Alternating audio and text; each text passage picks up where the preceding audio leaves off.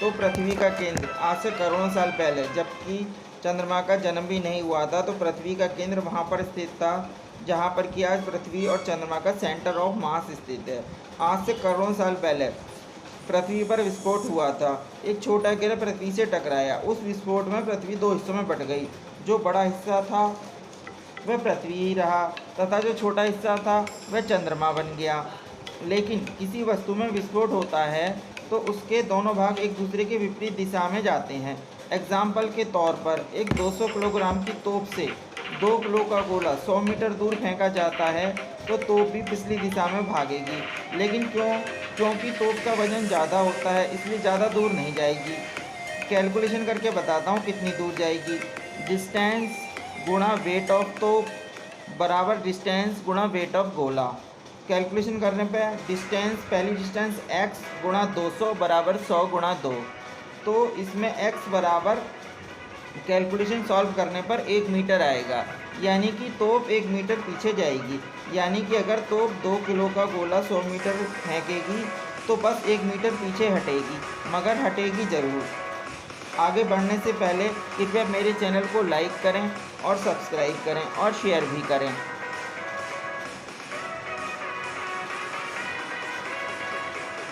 पृथ्वी और चंद्रमा के बीच कैलकुलेशन करें तो विस्फोट के बाद पृथ्वी कितनी पीछे जाएगी।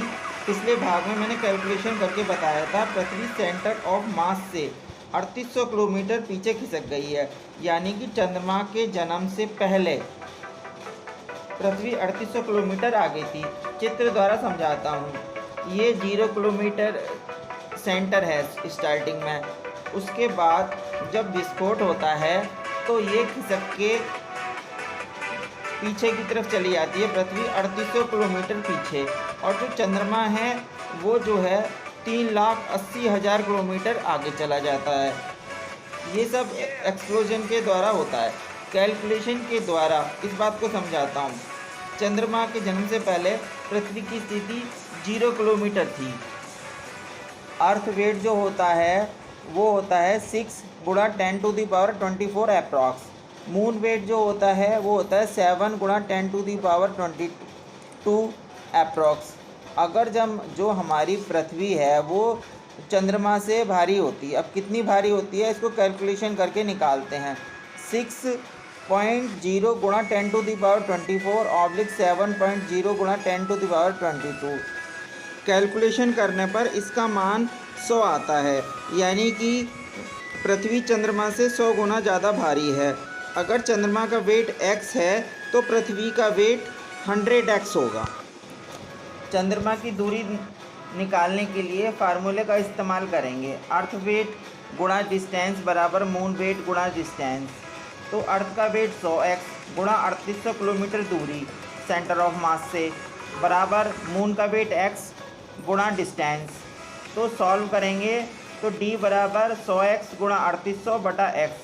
तो d बराबर चंद्रमा का मान बराबर आएगा 3,80,000 किलोमीटर।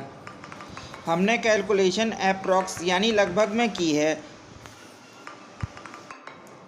जब चंद्रमा की उत्पत्ति हुई तब चंद्रमा पृथ्वी के नज़दीक था तथा धीरे धीरे वह पृथ्वी से दूर होता गया तथा पृथ्वी चंद्रमा से लगभग 100 गुना भारी है। इस प्रकार आपको यह पता चल गया होगा कि जहां पृथ्वी थी वह 3,800 किलोमीटर पीछे हटी तथा चंद्रमा पृथ्वी से टूटकर 3,80,000 किलोमीटर आगे गया तथा इसलिए दोनों सेंटर ऑफ मास के चक्कर लगाने लगे, यानी कि उस जगह के जहां पृथ्वी चंद्रमा के जन्म से पहले मौजूद थी। मैंने जो थ्योरी बहुत पहले लिखी थी उसको अगले भाग में बताऊंगा, जिसमें कि पृथ्वी और चंद्रमा के सेंटर ऑफ मास के चक्कर लगाने का कारण और स्पष्ट होगा।